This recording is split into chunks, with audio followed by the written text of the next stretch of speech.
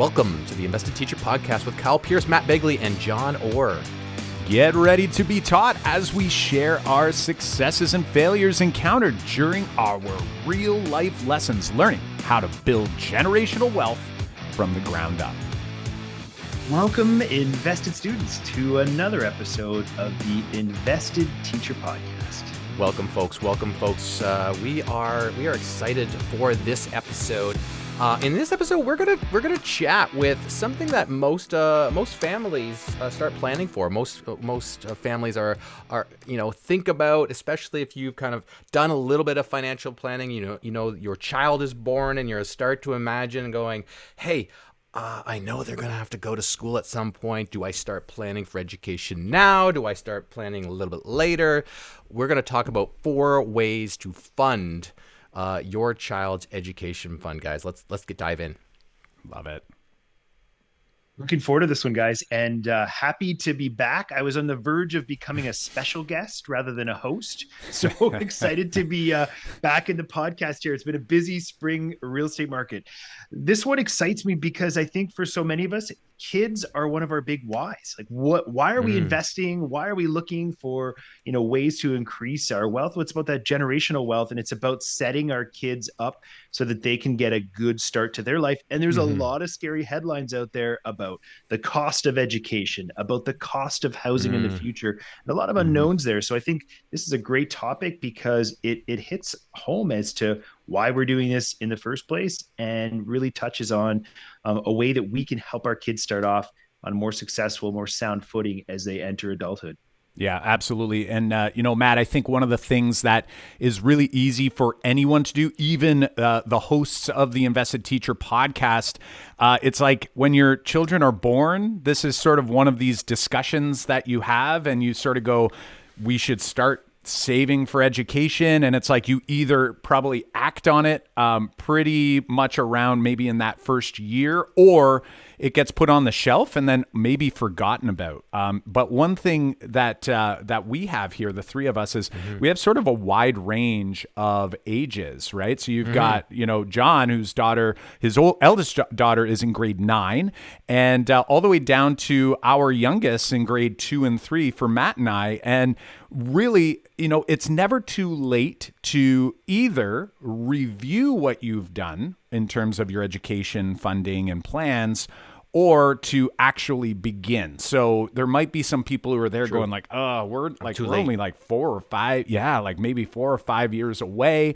Like, is it even a point of even doing this? And I would argue that it's never too late, just like it's never too late to actually take control of your finances and your investing, we'll call it approaches, but really your wealth. Looking at this might be helpful to set you up not only for an education plan, but it might also be helpful to set you up personally, you and your family, or maybe your children beyond their education if they choose to go on to post-secondary education, because some of these plans that we're going to share today are actually not like limited to, let's say, benefiting only for funding education. And we'll talk a little bit more about that here today. Yeah, the 4 techniques or the 4 different options that we're going to present, 2, I would say, are pretty typical of what most people do, but 2 are going to be a little bit unique for you. Like 2 you might not have even heard of. They're kind of... one actually is a technique Kyle has developed and thought about and kind of putting into action. Another one is from a colleague and friend that we've heard about. That's very unique.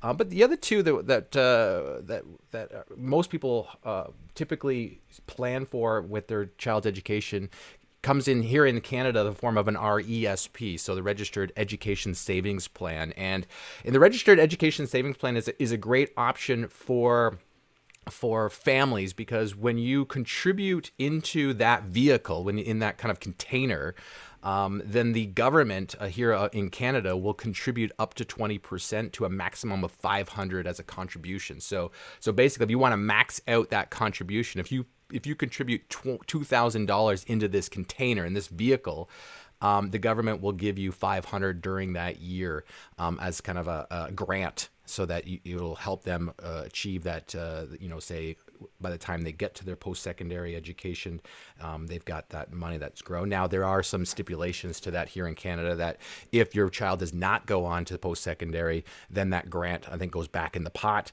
and you still have your original investment and its growth, but you don't get the grant money if they don't go. So it's not like a complete waste if they don't go to that way onwards, but you've got that fund to use for your child at that point. So we're gonna kind of outline those options. As I said, 2 are kind of very unique, and then 2 are very typical. So let's get into the kind of the typical. And who wants to take that on, guys? Well, actually, before we do, John, I just want to also clarify for our U.S. friends that, here in Canada, we call it an RESP. In the U.S., you may know it as like a 529 plan. Okay, so that's sort of the number that that is, I'm assuming, in like the tax code or something along those lines. And others call it like a qualified tuition plan. Every state is a little bit different. Just like I'm guessing here in Canada, to be honest, I know RESPs as an Ontario resident, but I haven't actually looked into, like, is it for all Canadians and is it exactly the same? So you might need to do a little digging there. I believe it is here in Canada. However, don't take our word for it, but the government is there to sort of help you in terms of compensating. So even if you just think about this for a second, it's like if you were to take, like John, you had mentioned this $2,500, if you get that like $500 of bonus, it's almost like you got a 20% return on your money without doing anything, which is an obvious benefit, but then you can then take that and then invest it in other vehicles. So we will talk about it. In the US, it sort of varies, it seems. And what I found online, for those who are listening from the US and maybe aren't so sure, is that the maximum limits range from about $200,000 over the child's life to $400,000. Now that seems like a lot more than what we have here in Canada. But then also, if you look at like the average tuition costs and then the costs to actually, let's say go to a university and like live on campus, is much higher in the US as well. So I haven't actually done the math on this, but I'm going to say it's probably pretty relative, I'm guessing. However, if you're in the US, you want to just double check on that. Yeah, and one thing I'm going to say, I think that I forgot to say too, is like that max here in Canada is if you contribute, I think you can contribute up to $50,000 in that, and then that grant money kind of just doesn't get contributed. So there is a cap on how much the government will contribute to your education plan. So, guys, this sounds like the RESP is one of the few cases where you get almost free money from the government, especially without having to qualify. Or maybe some of your tax money back, right? Yeah, that's exactly what it is. Some of the money you already paid them, they're like, here you go, you can have it back. and so many times you have to be able to qualify under certain income brackets and things like that. So this sounds like a really great program for people. I wonder within it, and we've got one going for our kids. We've got a family RESP, so it's both girls that the money's contributed towards. I've just got it sitting there in an account in cash. Can you invest within an RESP? Like, can you take that education fund and then invest within it? Can you walk me through some of those strategies or opportunities? Yeah, sure. The idea, it's basically a container, right? So you could have a few options. One option that is very typical, I think, this is how I started with the RESP way back when my daughter was born. My oldest daughter was born. Was you go to the bank and you go, hey, we got to start doing some planning. The bank's going to have a bunch of products. They're going to market it as, hey, we're going to put it in a fund. It's going to be in the container of RESP. You can contribute up to whatever you set your monthly amount to, or you can set an annual amount, and then it can be automatically withdrawn from your bank account. But then that container can have lots of different kind of vehicles. So I think one of the options that I originally went with was a target date fund, so an education target date fund. So we looked at a fund that said, you know what, by the time 2025, 2026 rolls around, my daughter's going to be entering in post-secondary. And so we're going to, this fund is a balanced fund that says, you know what, in the earlier years, it's heavily more equities, less bonds. But then as it gets closer to the actual date, it's automatically, or it's readjusted based off that date, so it's a little bit more safe by the time you get there, and then it's supposed to grow at a certain rate. And they don't guarantee your rate, but they give you some past data to show. So that's like, you could go the mutual fund route, but Kyle, I think like you could also do something that's similar to the way you've done this, which is not necessarily from the bank itself, but in the same style that, hey, you really have this container that will give you the grant money, but you could put this in different kind of growth funds. Yeah, for sure. And, I want to share sort of a few of these other ideas around this container idea. So you had talked about, so just like Matt's doing, a lot of people might, and a lot of people think of a tax-free savings account in the same way, like because they call it a savings account. So it's a registered education savings account. The thought that probably crosses your mind the first time you hear it is like, oh, it's just like a regular banking account. It's a savings account, not a checking account. It goes in there, it sits there, and maybe collects like a really low interest rate, which is probably what's happening in Matt's case right now. It's sort of sitting there. That extra 20% is awesome. That's a bonus. So it's like, hey, you got, free funds there. But that would be, we'll call it like probably the most safe, maybe conservative approach is like, I don't want to take that money and I don't want to have any sort of risk with it. So it's not good or bad necessarily. It's just whatever you're comfortable with. But I think for a lot of people, it might be just unaware, right? Like, I'm not sure what I can do with this, this stuff. So like John's saying, there's like mutual funds you can do, but also like where we've been heavily leaning towards is like, if you are going to go with this like more passive approach, it might be picking some index funds, which are like mutual funds, but they're sort of automatic. So like the fees are way lower. Like we're going to say like a fifth of the cost in terms of fees in general. And what you can do is you can almost create your own balanced portfolio of index funds. So, now this does require, it is passive, like you're not actually going out and working and having to do anything with this. So it's not active. However, it is more active than just firing it over to your banker who has already put together this, balanced portfolio for you. And again, that's why they take the management fee, the MER on that. The other piece you could do is like, you could take all of those funds and you could like buy Tesla. I'm not saying to buy Tesla, but I'm just saying some people are like, hey, I could go out and actually buy certain stocks or bonds or other types of assets on the stock market as well. So these are all accessible to you.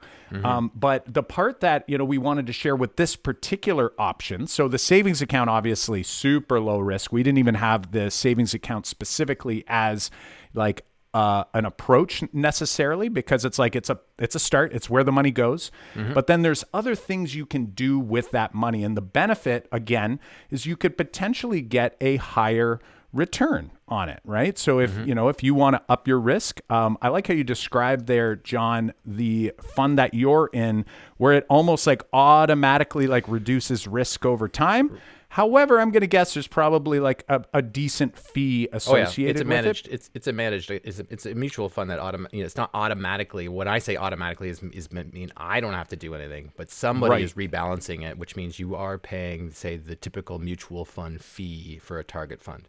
Now, if I'm Matt, and this is me just sort of like sharing, like if you talked to me 5 years ago when I first started reading about the stock market and really trying to understand and become more comfortable myself with investing in the stock market, I did a lot of reading. And at first, my impression was, oh my gosh, these mutual funds are a complete ripoff. Never invest in a mutual fund. Don't do it, blah, blah, blah, blah, blah. But I now realize that there are people that fund actually would be beneficial for. So is there a better way to do it? Sure. It's like do it in index funds, but there's also more responsibility risk put there too on your plate and risk, right? So like if I'm Matt and Matt's going like, I have no interest in going down the rabbit hole that is the stock market. Like Matt's done options trading courses with me. Like I've sort of like tagged him along for some of these things, the poor guy, and he's learned a ton.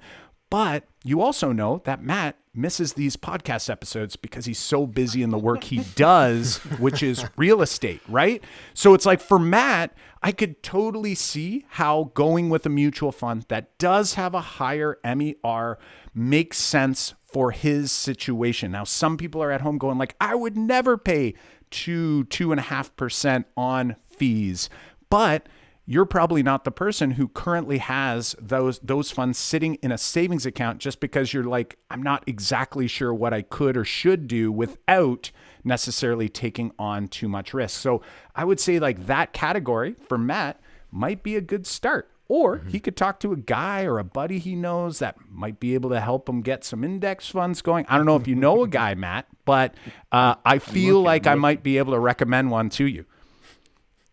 I love that. I love that because it's been sitting there for years, and I make sure I diligently, put the $2,500 in so we get the government top up. And it's on my list of someday maybe that I'll get to it when I get to it. But my kids are now 8 and 9, and post-secondary school isn't that far away for them. No, it's not. And so kind of like if I just do a quick recap here, we talked about this first option so far, which is going the typical kind of traditional, hey, I've got this RESP, this savings plan that I'm contributing to. I got a couple options while I'm inside that bucket. Kyle, I think we'll still option 2 here out of our 4 options that we're going to talk about to build, an education fund for your child, is still in the RESP land. So it's still in like registered land, but it's not like say leaving it in savings account or going with a bank and kind of picking a mutual fund or just picking index funds. This is, I think, what you're doing with your kids. Talk to us about option 2 here of building an RESP. Yeah. Now, I do also want to make sure I put a bit of a disclaimer because when I did this was, when my children were born, we were sort of like, we should do something, At that point, this is old Kyle, who was paying down his mortgage aggressively. And that was sort of my plan. Like, I didn't really know what else to do. So I was doing that. And then it was like the kids came and I was like, now what do I do? I've got to learn about these things. Heard about this 20%, just like Matt did as well. And just like you did, John. And I was like, what and how should I do this? And a friend of mine that I was working with said, hey, I'll get you a meeting with a good friend of theirs who was doing this trust plan idea. Now, at the time, I didn't know what that meant. I didn't really know what was going on, but they made the sales presentation. And at the time, basically what it is kind of like what you were doing there, John, in terms of this like plan that you might get at a big bank, through some sort of fund or target date fund. But this was through what they call a trust. And the one that we were with, I won't say the name just because like I don't, if I say something poorly, I don't want them to be mad at me or try to sue us. But the one we're with is very conservative. So at the time, I did not know much or really anything about the stock market. I was actually very scared of the stock market because when I was younger, back in the tech bubble, I had purchased some BlackBerry. I purchased BlackBerry. That was a stock I purchased. It wasn't a lot. I would say it was like maybe $1,000 at the time, but that like $1,000 for like I think it was 18 at the time. That was like a lot of money. And, it was like, it went up and like I was like, oh my gosh, I'm like a genius. This is amazing. And, BlackBerry is the best. This is before iPhone had its thing. And then, at the time when my children were born, BlackBerry in my account, I never sold it. I just hung on to it. BlackBerry was worth, I think it was like $285 in my account. All right. And they were talking about bankruptcy at the time. Right. So it was like, it wasn't getting any better from there. So I just like sort of held, and that scarred me from the stock market at all. And I was like, okay, this plan felt like it was super safe. I would say it was like almost like the RESP for someone who's thinking about the safety around a whole life insurance policy. So we talked about that in the previous episode on episode 20.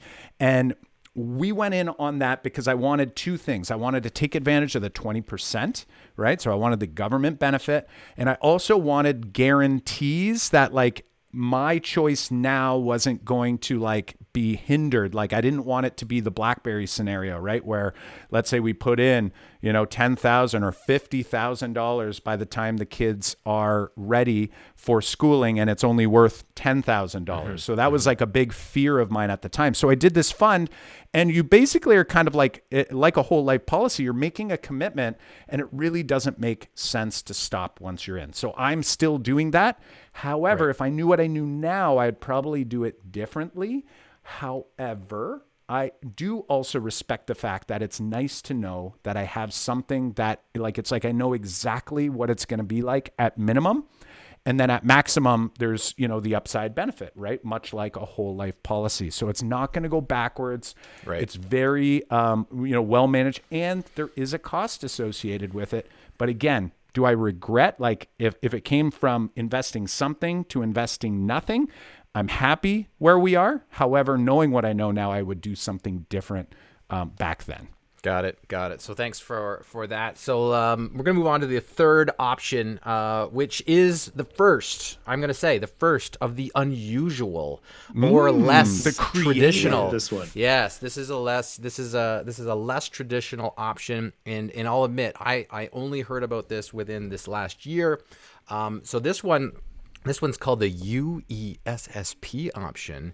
We're gonna title this one the Unregistered Education Zito Savings Plan, which we've what does heard. That mean? What we've heard is from Erwin and Cherry Zito, a podcast that we listen to.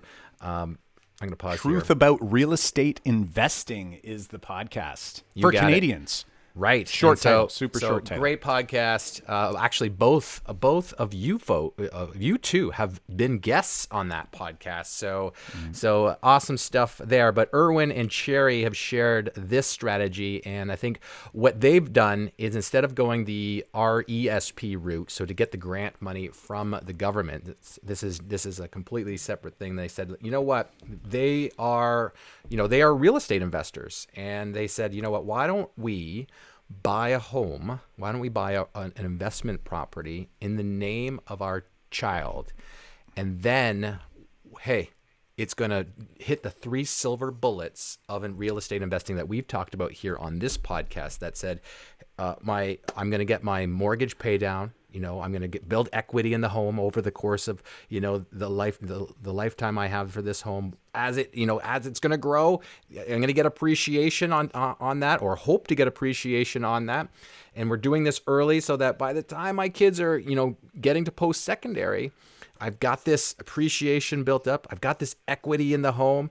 And we've had some cash flow on this property that we've been dumping, into this other account, or maybe it's put back on some of our other investments. But you're building this kind of fund. You're creating your own fund based off a real estate investment property, so that by the time your kid goes to post-secondary, you could theoretically pull some equity from that home and use that to help fund your education plan or education expenses for your child to go off. And here's the beauty thing I liked about this, guys, is that the other 2 options that we discussed here, when you go to pull your funds from those RESP accounts, from the bank or from your trust, Kyle, the asset's gone, right? Like it is an asset, but then you've pulled that money from that account, and no longer are you're getting that continued growth because you had to pull it out of there. It's physically gone.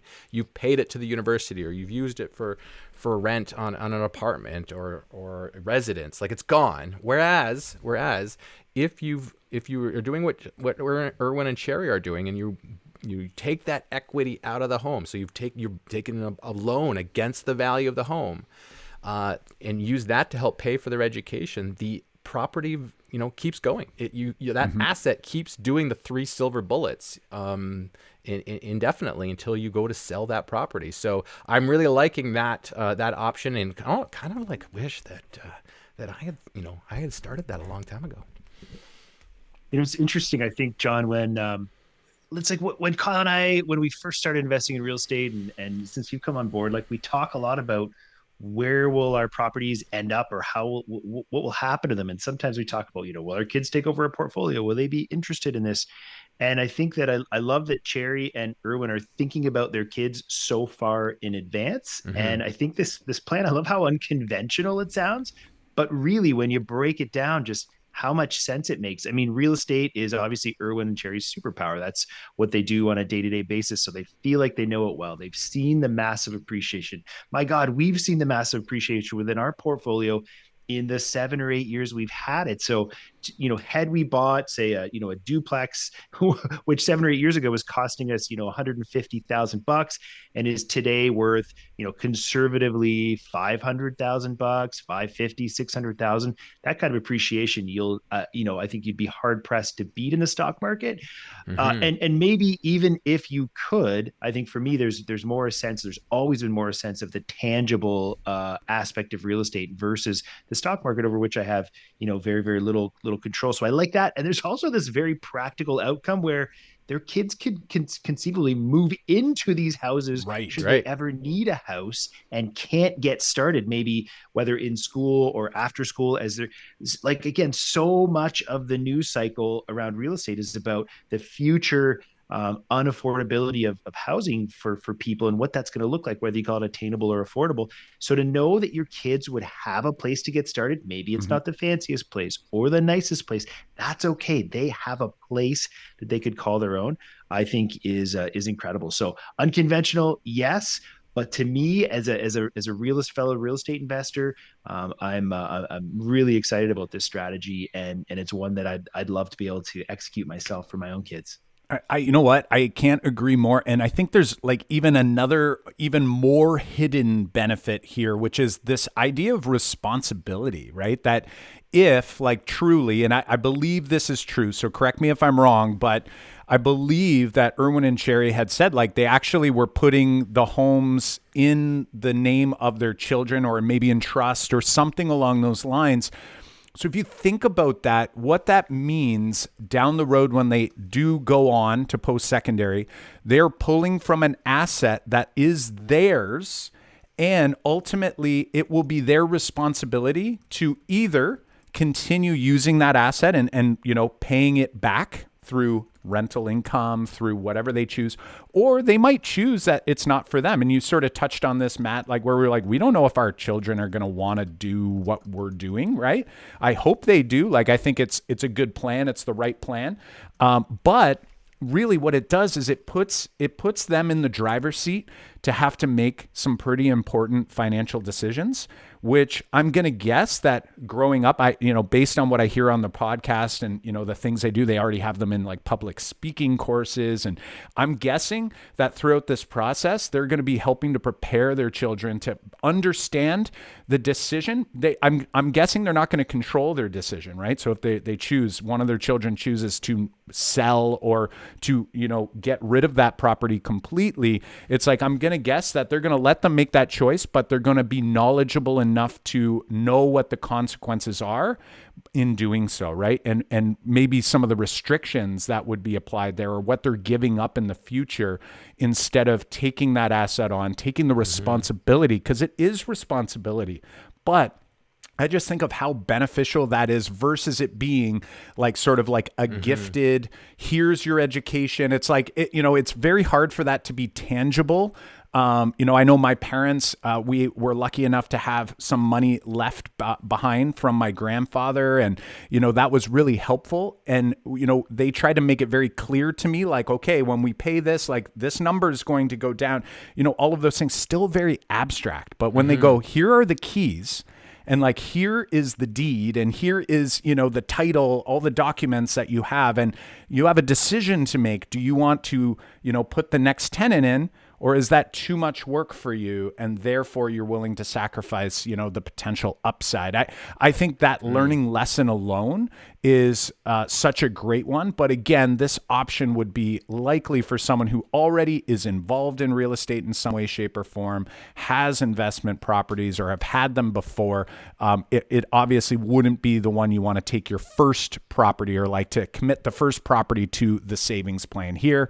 But if you are that person, what a cool and creative opportunity financially, but also just from an education standpoint for your kids. Yeah, I completely agree on the education standpoint. And I think that's a great benefit of the final option we're going to discuss here today too, in teaching your kids about different vehicles of savings, or different vehicles of investments, or different vehicles of tools for your financial growth. And I think you can't start early enough when we talk about that with our own kids. So option 2 of the weird, or the unconventional, or the less the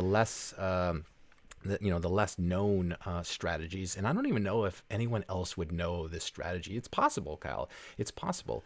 Do you think I've authored this strategy? I don't Who know. knows? We're going to call it the Pierce Unregistered Education Savings Plan. But this builds off the idea we talked about last episode, on episode 20, on participating whole life insurance policies, in using them for the infinite banking concept, and kind of building this tool that you can use for various purposes. So if you have not yet listened to episode 20 from this podcast, you might want to pause here, go back and listen to that episode, so you gain some clarity around the tool that we're referencing. So in that episode, we kind of like hinted, or we actually secretly withheld the term life insurance policy as it's this vehicle for wealth building, and purposely because we outlined all the benefits of using this to grow kind of an asset that you can use for various purposes. And we just didn't want you to think it was just life insurance. Even though it is a life insurance policy, we can use it in many ways. And so Kyle's idea here is very interesting. And it kind of builds on a couple ideas here. And one is, if you start, say, a whole life insurance policy designed for the infinite banking concept. So remember to go back and listen to that episode, and so that it maximizes the cash value of the policy. And if you start that, let's say you start by, contributing, say, $2,000 a year into a policy like this, and then by the time they're ready for their post-secondary education, this asset has grown. But where Kyle gets a little bit creative here is that you could decide, you know what, instead of $2,000, why don't I make it like why don't I make it the 2,500? And now what I can do is I could contribute my 2,500 into the policy, but then I could take it immediately, like borrow against that asset, and take a policy loan of the 2,500. So now I have it in my bank account because I took a policy loan. So now my asset is still there, right? This is the nice thing. We have not decreased the value of the asset. It's still going to grow as long as I continue to make my premium payments year to year. But let's say this year I take a loan on the 2,500 and I put it into the RESP vehicle. So whether I go the index route, or whether I go in Kyle's trust fund route, or whether I just keep it in cash the way Matt is doing, I get my 20% from the government. And so now I've basically borrowed some money from this asset. Now this asset has not, remember, decreased in value. It's still going to go up from year to year. Yep. And then I've now got this other asset growing because we've put the 2,500 over here and got free money from the government, 20%. And then that's going to continually grow. And if I do that year to year, I'm now, building two assets at the same time. Now, I think I'll let Kyle address some issues, because I think one big stumbling block for most people, and this goes back to kind of thinking about whole life and using policy loans to do different things with in your life, is that when you borrow against the policy as a policy loan, you've created a hole, which then says, hey, I've actually got this liability here that I now have to pay interest on, right? I have to pay interest to borrow that money. So I'm going to have to pay interest to put it over here in the RESP, and I have to pay that back. And so now it's like, okay, even though I've got two assets growing and I got free money from the government, I got to also be concerned about paying that back to the policy so I can do it again next year. And then I can do it again next year. Totally. And, you did a great job kind of setting this one up. I do want to mention, though, I'm going to call it a registered plan because we're taking advantage. It's kind of both, right? It is both because, the whole life part is unregistered. It has nothing to do with the asset known as, the growth for the education fund. So these are like two separate things. But it's like you had said, though, I really like it. It's like I've got this visual of like two assets growing in tandem. Now, there is some interest being paid in order to borrow against a policy, but there are so many different structures that you can use for this. So, for example, I think one of the easiest ways, if you're listening and you're going, wait a second, I don't like this idea of interest, right? That's scary. One thing you can do is you can actually think of this, and it doesn't have to be all about the kids. It could be about you. So what I mean by that is you can open this policy. It might be on your own life. Maybe it's on your spouse's life. Maybe it's on your children's life if you intend to actually pass this along to them. But all that matters is the policy is open and you can own the policy. So it doesn't have to be owned by the child. So an easy way around this is that I would look at this as like a good way to hit two birds with one stone. So if let's say you were considering, you listened to the last episode or you've heard other podcasts talk about the infinite banking concept and you're going, I really don't like, I don't know. Like, I don't know if I have the opportunity or if I have the budget or if I am ready to open up this other thing over here. Well, if you plan or you are paying into an RESP already, you can open up the policy. You can own the policy and you could dump the money in there first. I'm going to argue that you're probably going to need like $3,600 if you want to max out that $2,500 in the first year for the cash value. So just a heads up, I'll share my screen in a second to give our YouTubers kind of a look at one potential illustration that I've received myself. And basically the big goal here is, okay, if in year one, I'm going to pay $2,500, I'm like, if I could make that year one $3,600 to pay to the policy, immediately borrow back 90% of the cash value. I'm going to share the screen now for our YouTubers to kind of see here up on the screen. I'll do my best to do some explaining as well. This is similar to the layout from the previous episode where I show the average compounded rate, noting that year one is always super garbage because it's the startup year, but over time, your compounding rate increases and it actually erases the negative rates that you receive in the first few years. Okay, if that's confusing to you, got to go back to the previous episode. But you'll notice here in year one, we put in this policy $3,600. And you will then be able to borrow back the 90%. Ideally, if you can start your policy a year ahead of your RESP, it's even smoother, it's even better.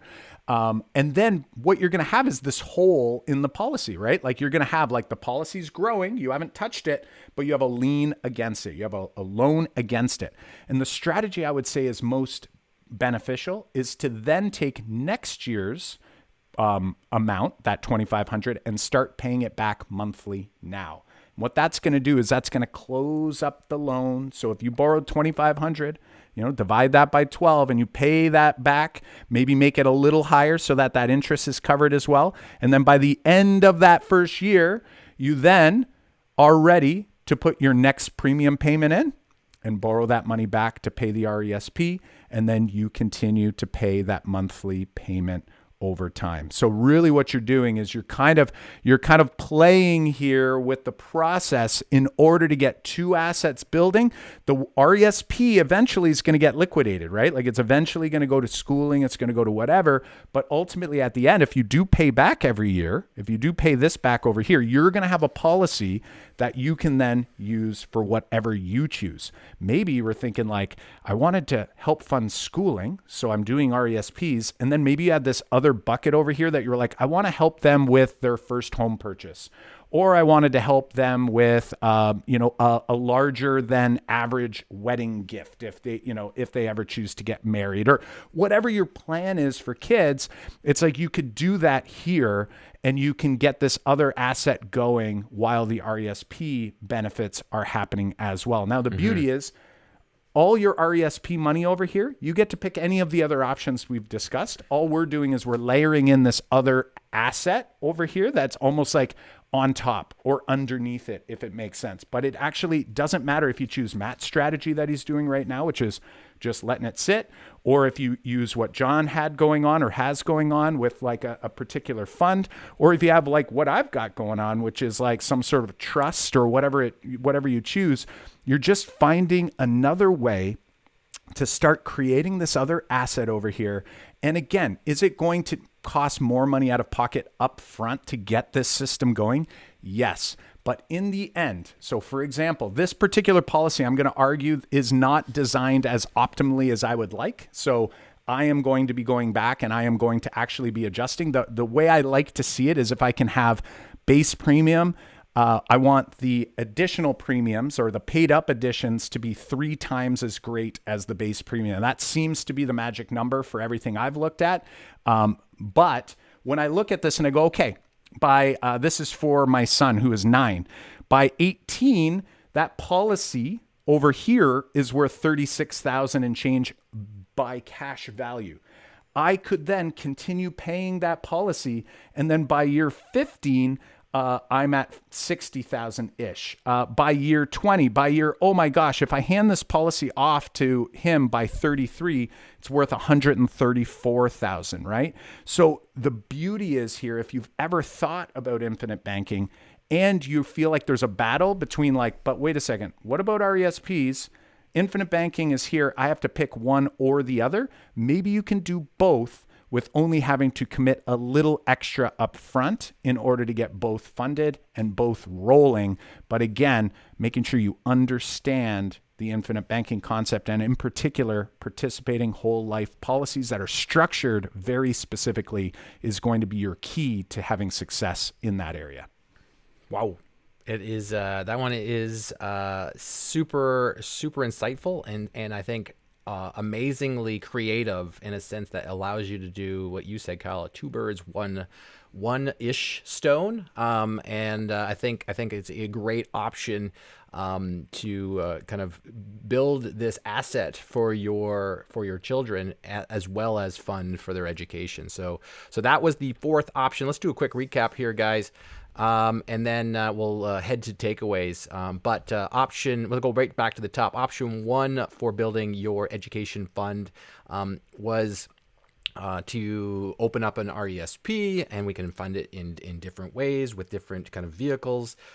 Could be just leaving it in cash, but the idea here is you're getting the grant money from the government, and then you can either put it into index funds or or say a target date fund. Option 2 was that same idea, using the RSP container, but going a little bit more conservative and going with a trust account. Option 3 was the buying of the real estate property. This idea from Cherry and Irwin Zito, buying a real estate investment property and then using the equity in the home by the time your child has got to post-secondary educational age, and that asset doesn't go away; it's still there. And there's lots of advantages from that. And then option 4 we just outlined is kind of doing a 2 birds, 1 stone and opening up a whole life policy, specially designed whole life policy, so that you can practice the infinite banking concept as well as fund their education. So you've built an asset along the way, much like you've built an asset along the way in the real estate side of things.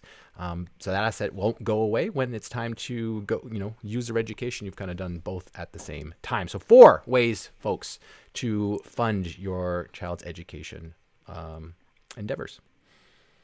What really excites me about this episode is that, like all types of investing, we've really laid out a spectrum here. So from the very conventional and very accessible to the more unconventional and certainly the more advanced. And so I think, as with all learning, we've scaffolded this really nicely. So this is almost an episode I've got to go back and listen to myself a second time as I begin my entry point into infinite banking and whole life. That's one of the areas of learning that I'm doing right now. But the bottom line here, various entry points, whatever your background, readiness, and skill set is, bottom line is wealth creation. This is about planning ahead. This is about not sitting back and waiting for life's expenses to come to you. This is about getting out in front of it, and about goes back to our big why, which for so many of us is our children, and finding ways to help them and set them up so that they can have that boost, that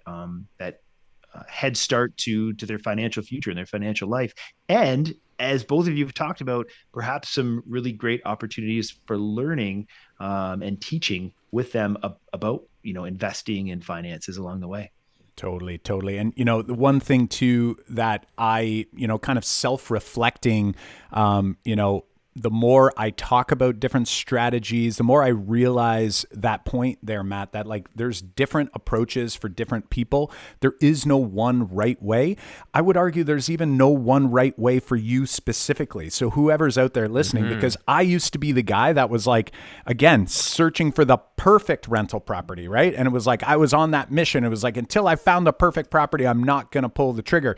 And the same is true with all kinds of other investments. I had this thought in my mind like it had to be perfect. And the reality is, first of all, it'll never be perfect.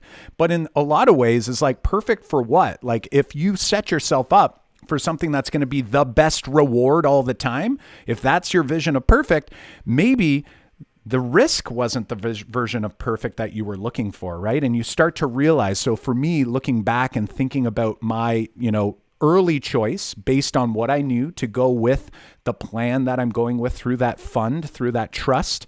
Although, I may have done it differently now, I'm happy that I have it because it is so sort of rock solid. It doesn't provide the biggest possible returns, but I'm happy I did it. I'm happy I did it back then. And to be honest, it's probably, that safety that I need to have. I need to have more safe assets like that. And that's why even infinite banking and whole life policies is something that I'm attracted to as well, to go along with maybe some of my higher risk, assets like real estate or the stock market or any of the other ones that have, you have, let's say, less control of. So keep that in mind that when we say diversifying, it's like you don't want to just aimlessly diversify, but you do want to make sure that you have enough there so that if one thing doesn't work out the way you thought it would, that you feel like you've got something in the other corner. And that's what that particular fund is for me and my children's education.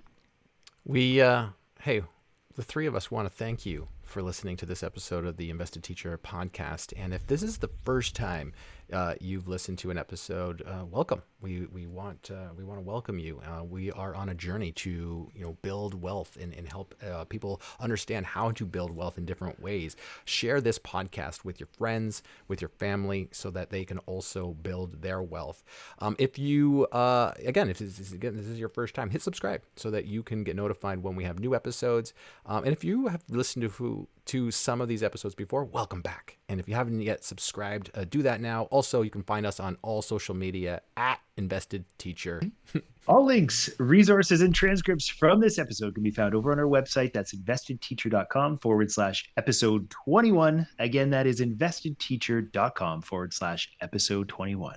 Hey, friends, I believe Thursday this week is our next call with an interested joint venturer who would like to learn more about the next opportunity to potentially get in on an investment. So if that sounds like you want to learn more about some of the things that we're up to, how you might be able to take advantage of them on your own, or maybe there's an opportunity, or we know of an opportunity that we can point you towards, head over to investedteacher.com/JV.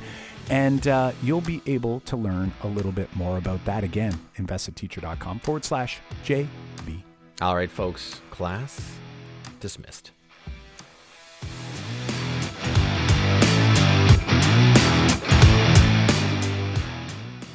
Reminder to all of our listeners, this content is for informational purposes only. You should not construe any such information or other material as legal, tax, investment, financial, or other advice.